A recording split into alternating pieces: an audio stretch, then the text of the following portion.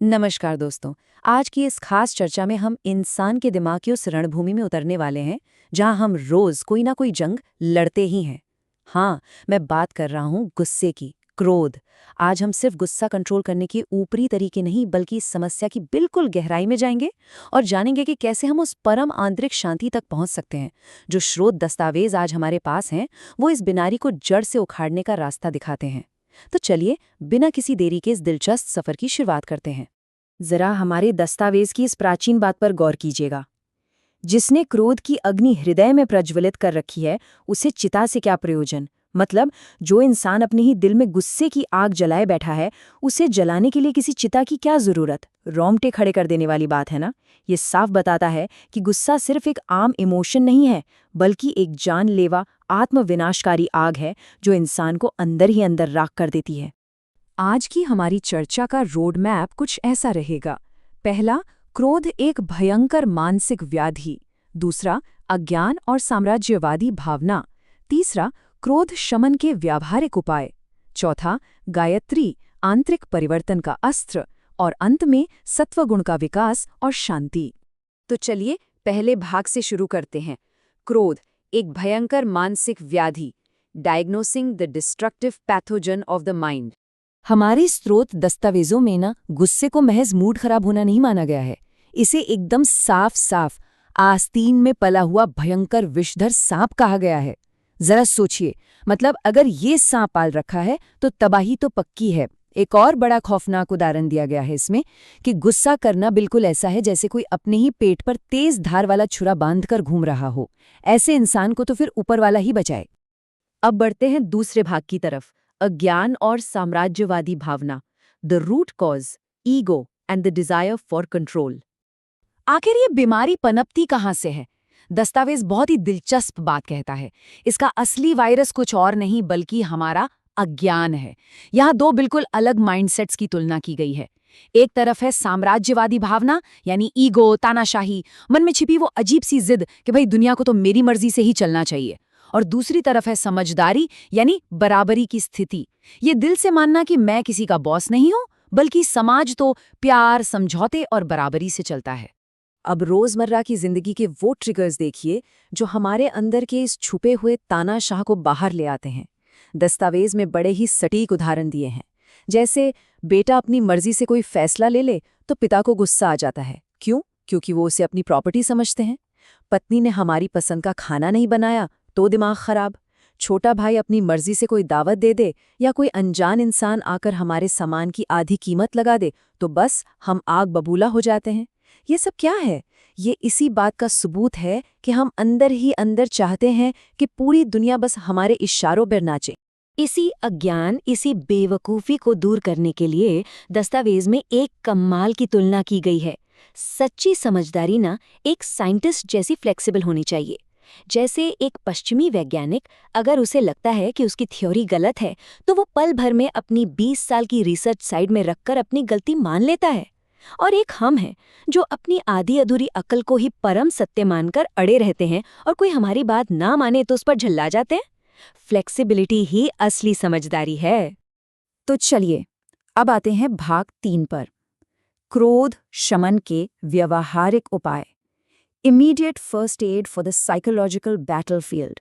ये तो हुई बीमारी की बात, लेकिन अगर किसी को अभी इसी वक्त गुस्से का तेज दौरा पड़ जाए तो क्या करें? दस्तावेज में कुछ बड़े ही कारगर और झटपट फर्स्ट एड उपाय बताए गए हैं। पहला कदम, एक पक्की कसम खा लें कि इस दुश्मन को पास नहीं भटकने देंगे। और अगर फिर भी गुस्सा आए तो एक बड़ा ही कड़क उपाय लिखा है, खुद के गालों पर जोर जोर से चपटे लगाना। जी हाँ, ताकि याद रहे कि कसम टूट रही है। दूसरा उपाय है मौन। गुस्सा आते ही एकदम चुप हो जाइए। न रहेगा बांस, न बजेगी बांसुरी। तीसरा, एक गिलास ठंडा पानी पीजिए जिससे शरीर और दिमाग की भड़कती गर्मी शांत हो। और चौथा, उस जगह से ही खिसक लीजिए ताकि दिमाग का फोकस ही बदल जाए। अब बढ़ते हैं चौथे भाग की ओर, गायत्री, आंतरिक परिवर्तन का अस्त्र। Moving from practical first aid to holistic spiritual cleansing. देखिए, पानी और चुप्पी तो सिर्फ लक्षणों को दबाते हैं, पर बीमारी को जड़ से कैसे खत्म करें? स्रोत के मुताबिक इंसानी दुखों और गुस्से की 3 सबसे बड़ी जड़ें हैं: अज्ञान, अशक्ति और अभाव, यानी हमारी गलतफहमियां, हमारी शारीरिक और मानसिक कमजोरियां और जिंदगी में किसी भी चीज की कमी का एहसास। जब तक ये तीनों जड़ से खत्म नहीं होंगे, अंदर की आग कभी पूरी तरह नहीं बुझेगी। और यहीं पर एंट्री होती है गायत्री साधना की। दस्तावेज इसे एक बहुत ही कमाल के डबल रोल में समझाता है। एक तरफ ये कामधेनु है, वो जादुई गाय जिसका दूध पीने से आत्मा तृप्त होती है और सारी लालसाएं अपने आप शांत हो जाती हैं। पर दूसरी तरफ ये एक ब्रह्मास्त्र या कह लीजिए एक डायनामाइट की तरह है। बिल्कुल, क्योंकि हमारे अंदर के राक्षसों, पापों और गरीबी के जो बड़े बड़े पहाड़ खड़े हैं ना, उन्हें उड़ाने के लिए ऐसे ही किसी ताकतवर विस्फोटक की जरूरत होती है। ये सब काम कैसे करता है, इसके पीछे का विज्ञान भी बड़ा दिलचस्प है। दरअसल ये 24 दिव्य अक्षरों की एक गूंज है। जब ये आवाजें हमारे शरीर के 5 तत्वों से टकराती हैं तो एक बड़ा ही रहस्यमयी कनेक्शन बनता है। ये एक तरह से वो पुल है जो हमारी साधारण भौतिक चेतना को परम दिव्य ऊर्जा से जोड़ देता है। और अब आते हैं अपने आखिरी भाग पर, भाग 5, सत्वगुण का विकास और शांति, the overflow of purity and the eradication of sorrow. जब ये आध्यात्मिक जुड़ाव होता है तो मन के अंदर क्या बदलाव आता है? स्रोत में इसे एक बहुत ही प्यारे रूपक से समझाया है। पानी से भरे कटोरे में कंकड़ डालना। सोचिए, एक कटोरा पानी से लबालब भरा है, आप उसमें कंकड़ डालेंगे तो क्या होगा? पानी अपने आप छलककर बाहर गिरेगा। बिल्कुल ऐसे ही जब हम साधना से अपने मन में सत्वगुण यानी अच्छाई के कंकड़ डालते हैं तो अंदर की बुरी आदतें, नेगेटिविटी और गुस्से वाला गंदा पानी अपने आप बाहर छलककर निकल जाता है। आपको बुराई से लड़ना ही नहीं है, बस अच्छाई को बढ़ाते जाना है। और जब सत्वगुण बढ़ता है तो कौन सी खूबियां निखर कर आती हैं? हमारे अंदर दया, दोस्ती, शांति, ईमानदारी और विनम्रता जैसे गुण तेजी से बढ़ने लगते हैं। दस्तावेज कहता है कि इसके बाद इंसान अंदर से इतना मजबूत हो जाता है कि बाहर चाहे कितना भी बड़ा नुकसान हो, कोई भारी परेशानी आ जाए या कोई हमला ही क्यों न हो, वो इंसान मुस्कुराते हुए उन सब का सामना कर लेता है और एक अटूट आंतरिक शांति में बना रहता है। हम अपनी इस चर्चा की बिल्कुल आखिर में आ गए हैं और दस्तावेज हमें एक बेहद खूबसूरत बात सोचने पर मजबूर करता है। क्या हमें ये शक्ति कहीं बाहर से लानी है? बिल्कुल नहीं। जैसे राख के ढेर के नीचे एक दहकता हुआ अंगारा छिपा होता है ना, बस वैसे ही सारी दिव्य शक्तियां हमारी आत्मा में पहले से मौजूद हैं। हमें बस साधना के जरिए अपने ऊपर पड़ी उस विकार और अज्ञान की राख को झाड़ना है और वो चमकता हुआ अंगारा अपने आप सामने आ जाएगा। तो आज के इस पूरी चर्चा के बाद ये आखिरी स्लाइड हमें एक बहुत ही गहरा सवाल देकर जाती है।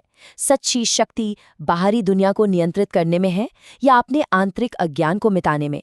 जरा सोचिएगा, जब हमें ये समझ आ जाता है कि दुनिया हमारे कंट्रोल में नहीं है बल्कि हमारा अपना मन हमारे कंट्रोल में है, तो गुस्सा तो अपने आप छूमंतर हो जाता है। इन विचारों पर जरूर मनन कीजिएगा। आज हमारे साथ इस सफर में जुड़ने के लिए बहुत बहुत धन्यवाद।